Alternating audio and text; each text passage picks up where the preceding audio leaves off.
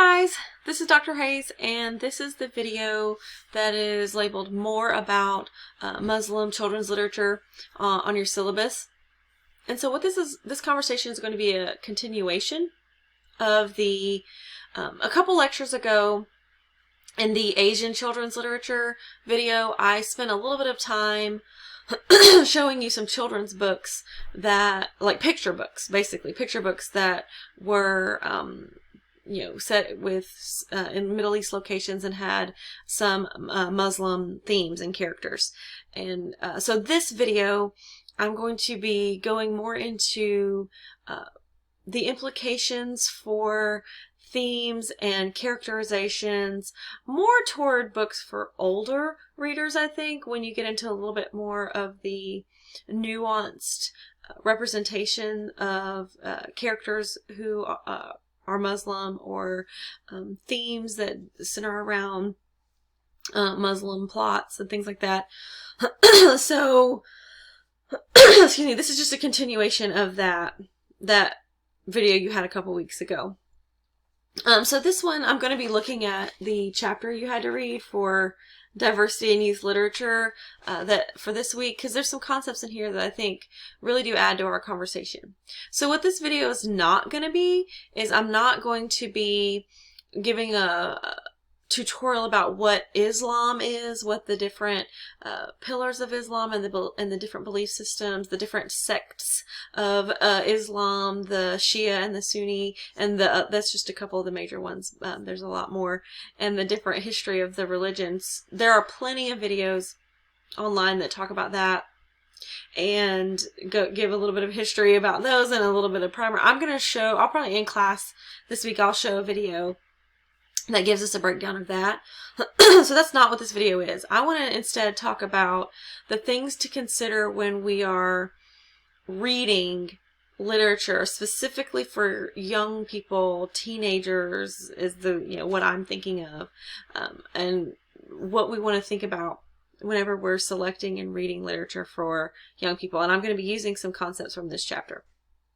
So there's two major pitfalls that reading multicultural literature falls into. We've talked a little bit about some of these this semester, but I want to review. There's a couple big categories of no-nos we don't want to do, and they're specific. They're maybe more even especially important for Muslim children's literature. So one of them is making the differences or the experiences of a particular culture or minority culture exotic and cool and different. And I've never met someone who does this. I've never seen, oh, what they're doing is so different. Tell me all about it, and there's this, I want to learn everything about your culture kind of thing. So there's this a little bit of exoticizing of making the day-to-day experience of someone in that minority seem neat, right? And so it sets them aside. It makes them feel othered. It sort of accentuates the differences in a negative way. And a lot of people are very well-meaning when they act like this. And there's I just want to learn everything about it. Oh, it's so pretty. Your head wrap is so pretty. That kind of thing. But sometimes it is, accentuates the different, and makes the person feel like a spectacle. And so we don't want to accentuate differences in a way that is unwelcomed or harmful. The opposite of that is there are, again, well-intentioned, a lot of people who say, I don't see color, I don't even see that, I don't even recognize that there are different races that exist or different minorities exist. I don't treat people any differently, everybody's the same, that kind of thing. Well, that's not true, right? There are lots of different religions, lots of different cultures and ethnicities on this planet, and so I think that sort of dismissive idea of, oh, I'm colorblind, I don't see color, I treat everybody the same, I think that kind of builds up this idea that if anything is different, it's not okay. Like it's not a good thing to recognize differences, because ultimately we are all different, and there are different experiences that we have, and those differences are beautiful. It's what makes up the human race, right? And so I think the second one is maybe more common because it doesn't seem like it's bad. It doesn't seem like a bad thing. What happens here, and this is especially in America, we have this idea of the melting pot. And your book cites the famous author Bell Hooks, and she kind of uses the term cannibalism to talk about what happens when majority culture takes over and sort of incorporates a minority culture into it, into the larger culture. And so your book uses the word disappear as a verb sometimes, like it disappears a thing, like it's a verb that you can do to something, which I'm not sure how I feel about grammatically, but what the concept is that a larger, more dominant culture can disappear the elements from a minority culture.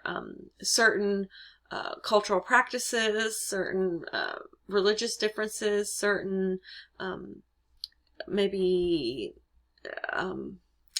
not so mainstream ideals become disappeared, and so that what's left is the sort of one or two main ideas from a culture, and all of the little nuances are disappeared into the majority culture.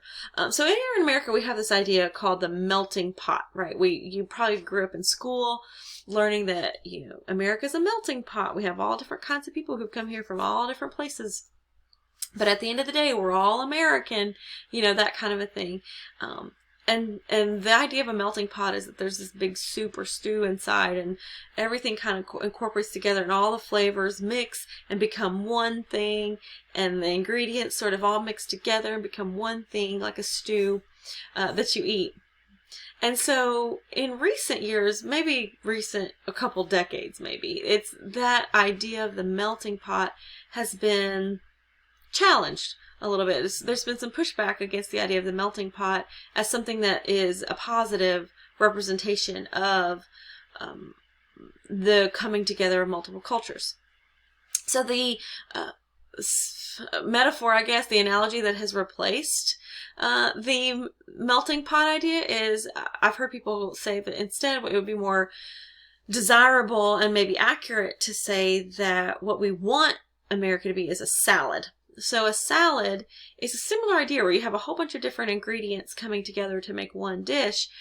But unlike a stew and a melting pot, the ingredients in a salad maintain their identity and integrity. So in a salad, the lettuce is still lettuce. It doesn't mush up and become something else like in a soup. The tomatoes are still very recognizably tomatoes. The cucumbers are still very recognizably cucumbers, right? And they all mix together, yeah. But they still maintain their recognizable integrity within the salad. And so that is sort of a better way, I think, to think about how minority cultures in the United States and any sort of dominant Western society, Europe, places like that, want to be recognized and incorporated into the society. So I think that's an interesting analogy there to look at it. So what we don't want to do is create a stew where everybody is sort of assimilated. Assimilation is not what we want. We don't want this assimilation where everybody is expected to taste the same and be the same and all kind of mush together. We don't want that. We want more of a salad. So your book goes on to talk about the concept of cultural pluralism, which we've talked about in class before, pluralism. And there's a couple sort of levels of that, I think. The one we've talked about is that what we don't want to do, having a pluralist view of a culture means that we recognize that there are multiple ways to experience a culture, multiple ways to be Muslim, multiple ways to be Jewish. You don't look at a minority in a reductive way, so that you sort of boil it down to its most recognizable elements. So there's more to being Jewish than Hanukkah and the Holocaust, right? We've talked about this. There's more to being African American than the civil rights and slavery. Like, there's more to it than that. And so there's more to being Muslim than the being a terrorist or covering your head, or like there's all these there's just a couple of recognizable things. There's way more to the Muslim experience than that. So that's sort of being having pluralism when you interact with another culture minority. But there's also this idea of pluralism that there's the existence of multiple plural cultures all existing together, and that we recognize that they're all different, but that they all sort of make up one tapestry. Think of a tapestry that is woven with all the same thread or with the same color. It wouldn't have the texture. It wouldn't have the variety that creates the beauty of the tapestry. So the idea behind cultural pluralism is that multiple uses of thread, multiple colors in the pattern, that's what creates the beauty. That's what creates the design and the texture of a society, right? So we get here, we have Rudine Sims Bishop, the scholar. We've had her, we've looked at her classification systems in previous chapters in this book, but this author brings her up again. If you recall, her classification system was talking about different kinds of books for depicting African American children and the African American experience, but the author of this chapter sort of rightly recognizes that it's applicable to other minorities as well. So she has 3 categories of books: the social conscious books, the ones that look at that minority and its experiences as a problem that needs to be solved. So things political activism and laws and rules and sort of riots and all kinds of things that you would think of that, oh man, what are we going to do about the Muslim problem? We need to solve it. How are we going to fix this? That's, if you're going to, these social conscious books that basically reduce the experience of a culture down to a social problem that needs to be solved. Then you have melting pot books, which is what I was just talking about, that sort of like, look, we're all the same. We have the same experiences. We all belong to the same. We're all American, and that's what's most important. And again, those are being sort of that kind of book is being criticized as well. Then she has a third category of culturally conscious books, which is what you want. These are the books that they recognize the experiences of the youth, for our purposes, in that minority as both unique and universal. So those seem like they would be opposite ideas, unique and universal.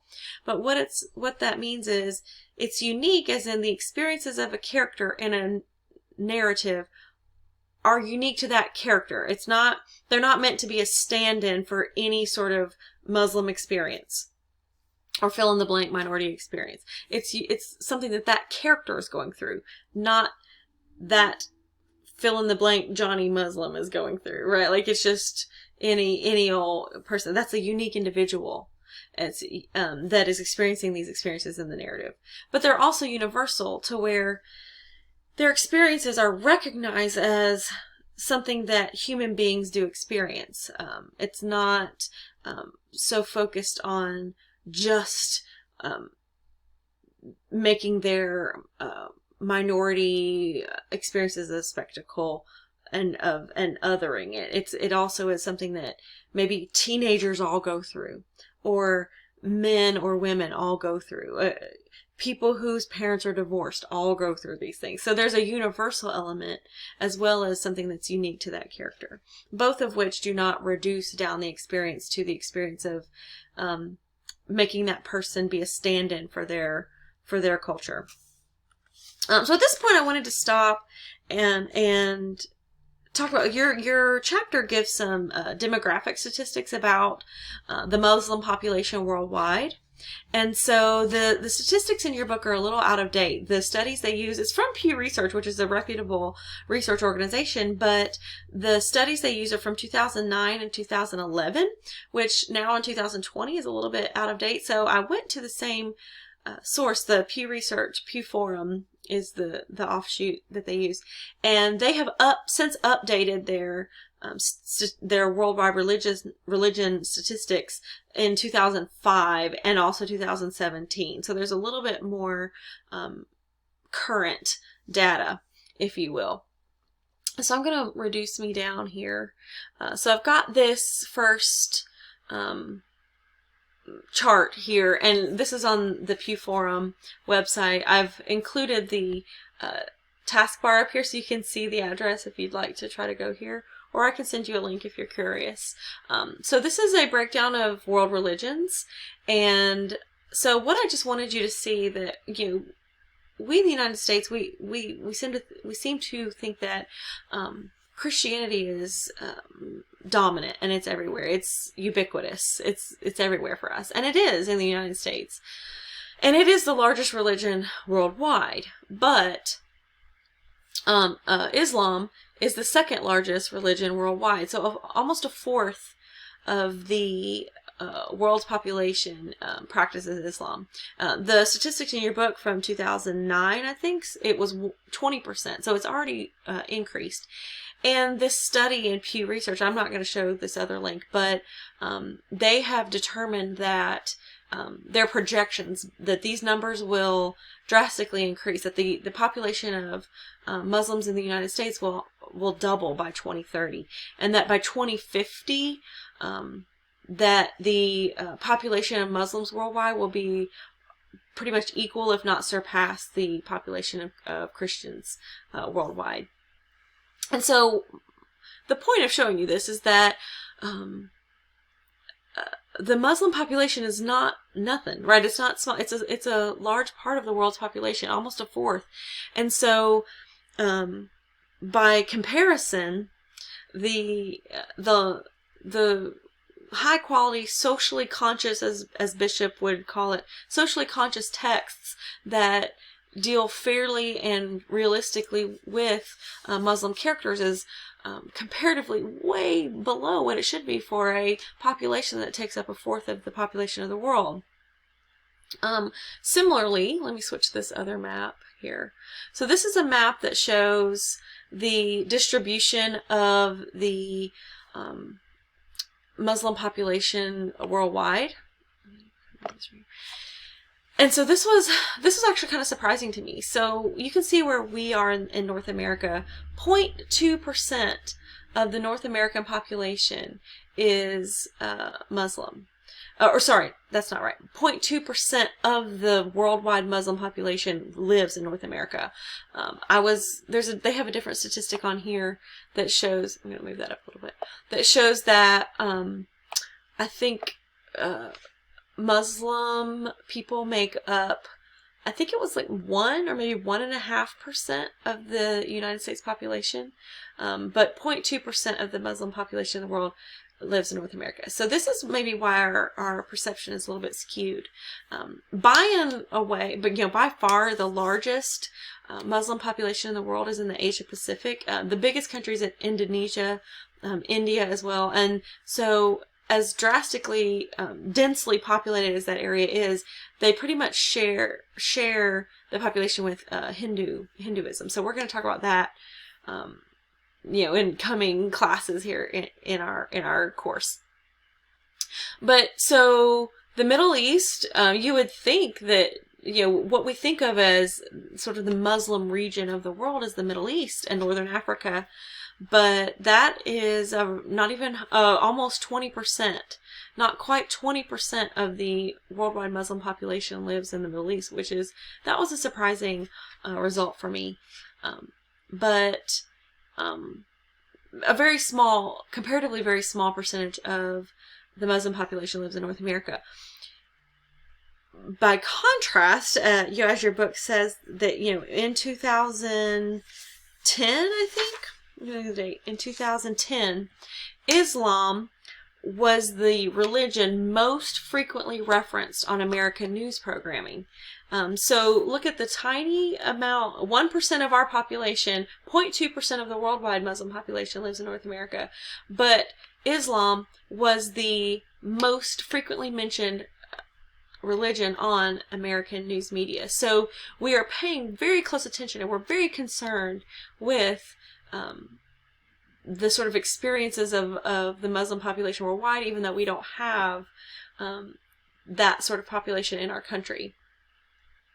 Let me pop this back up. Okay, so I want to just kind of show you those charts to give you a little bit perspective of the demographic that we're dealing with. So even though in the United States, Muslims are a very, very, very small minority of the population, worldwide, 1 in every 4 people is a Muslim. So the representation in the literature needs to sort of reflect that population. Okay, so Ann Nielsen, the author of your chapter in diversity literature, she did a study where she looked at, she had a very strict parameter. She looked at any children's texts featuring a Muslim character, an overtly Muslim character that's discussed that they're Muslim, or intentional Muslim plots, right? And so she, between 9/11 and then a decade later. And so her study ended in 2011. So I just wanted to give you that context. She even mentions in her introduction of her chapter that many, many, many other books featuring Muslim characters has been published since then, but that was the parameters of her study. And the book you're reading for class this week, She Wore Red Trainers, came out after this study in 2014. So just gives you a little context there. So she looked at, I think, 110 books, if I'm remembering that correctly. 105. She found 105 titles that fit the criteria over the course of a decade that she wanted to look at. So she found this list of sort of themes that were repeated in the books that she read that featured Muslim characters or plots.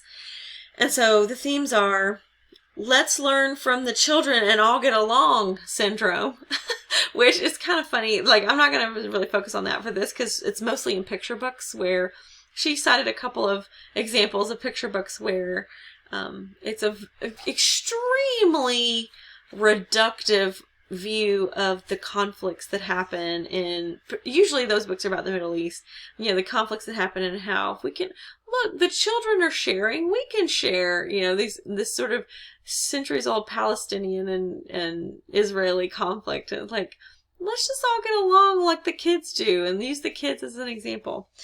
So she calls those types of texts harmful. That's her word. And then she says, stereotyping and prejudice, depicting Muslims as villains or villainous. So that's like another theme she recognized.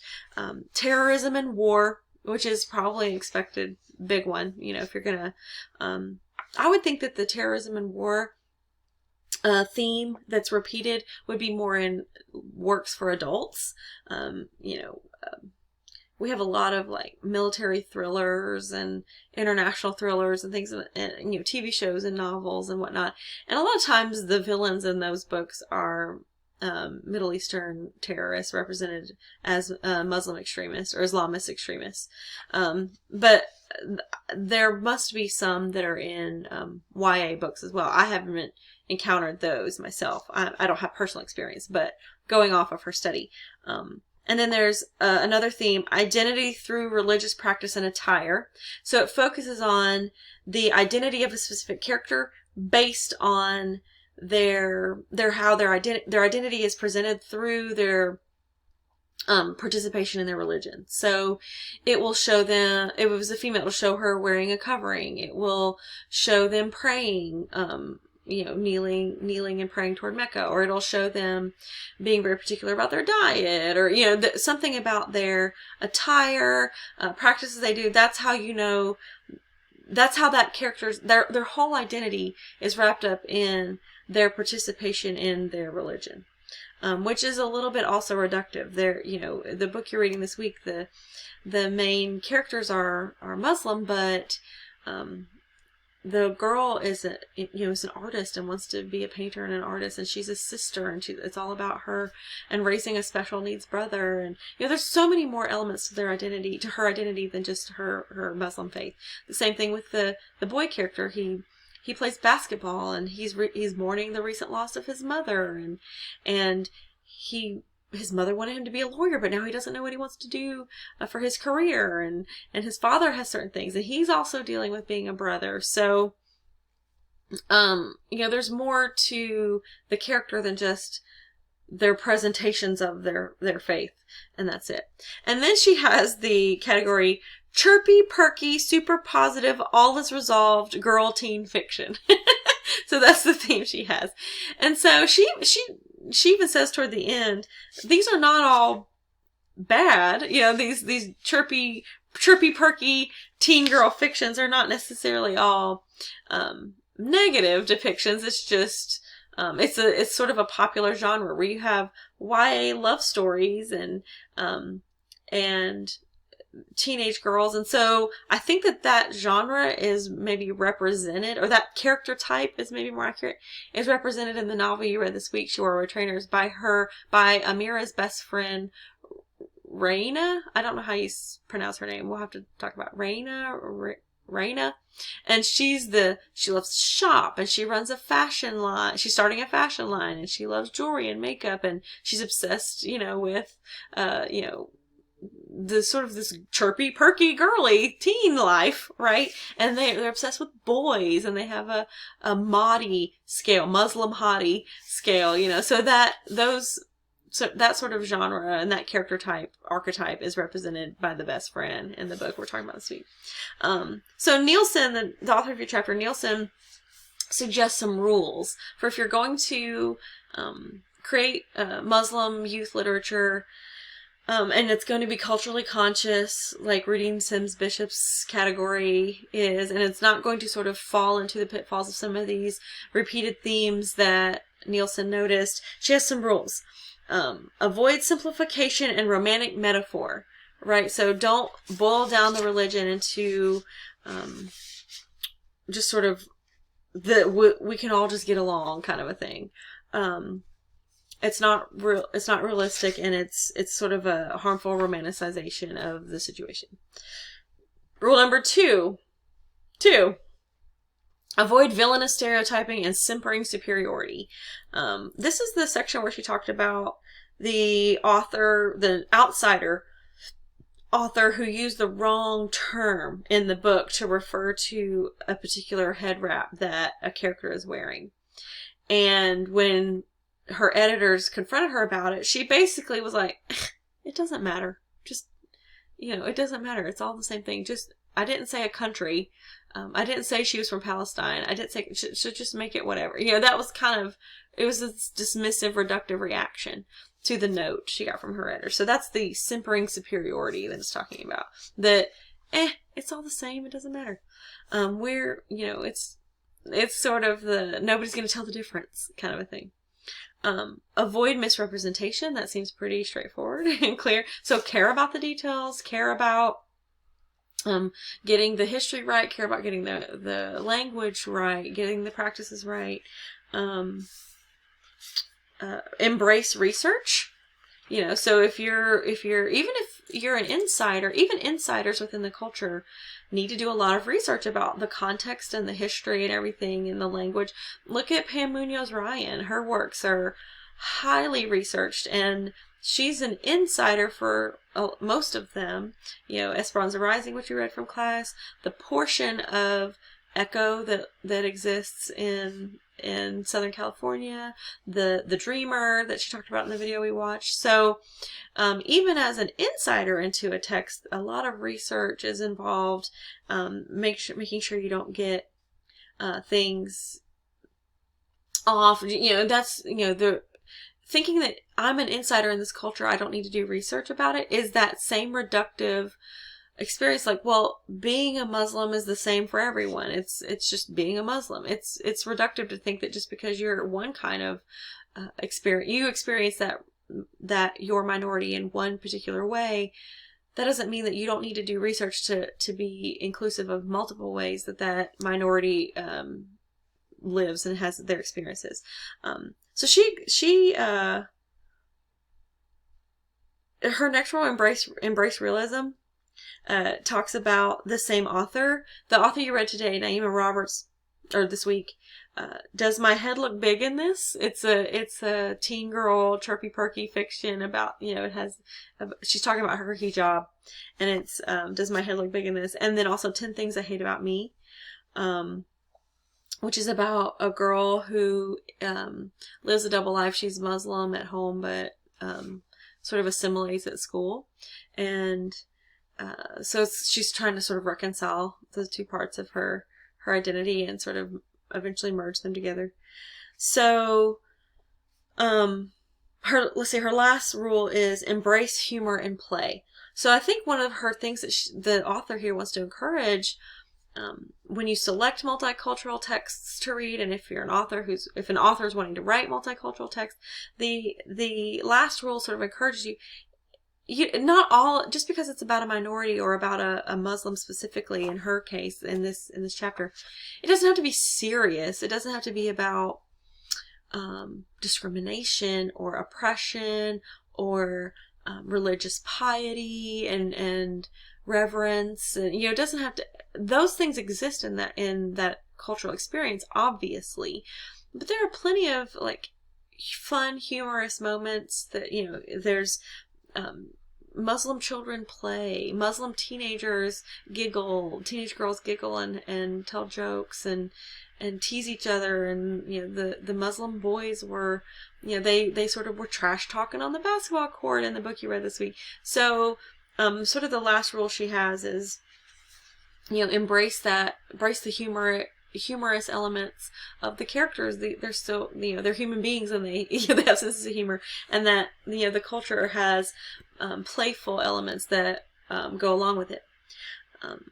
So the last final thought in the chapter, which I thought was kind of funny, she cites an author. She quotes an author, Rukhsana Khan, and this author has a whole thing about there needs to be positive depictions of Muslims in North American culture. And she says, Aladdin doesn't count, which I thought was pretty funny.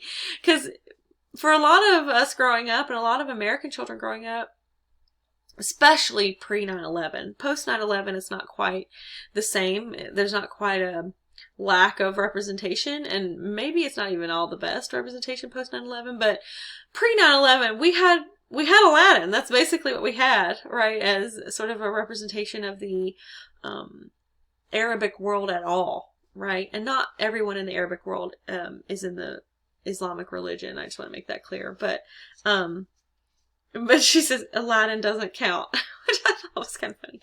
So basically, in this discussion, we can end here, but there are texts that exist more and more each year that are culturally conscious, that do depict Muslim individuals as characters and human beings, and who have sort of a multifaceted existence, in which Islam is one area, right? And so I just kind of wanted to go over some of those things from the chapter, some of the things to avoid whenever avoid being too reductive about the elements of a culture, and also avoid the whole I don't see color thing. That's one of my pet peeves, is people who say I don't see color. Well, the people who are that color would probably want you to see the color, but they don't want you to not see the color. They want you to see it and think and have a positive experience of it, and have a positive view of it. So I wanted to kind of take this video to talk more about, and to add to what I talked about a couple lectures ago with the depictions in picture books for young children, and expand on to some of these more complex issues when we're talking about books for readers who may be a little bit older, and that feature characters that have a more going on than the 5 Fs, which is a little hard to transcend beyond that when you're making books for little children. Okay, so I think that's all I've got today for our discussion. Let me see here. Yeah. And so we'll talk more about this in class. We will, if you have questions, you can get in touch with me as usual. And Otherwise, I guess if there's nothing else, I'll see you later. Have a good week.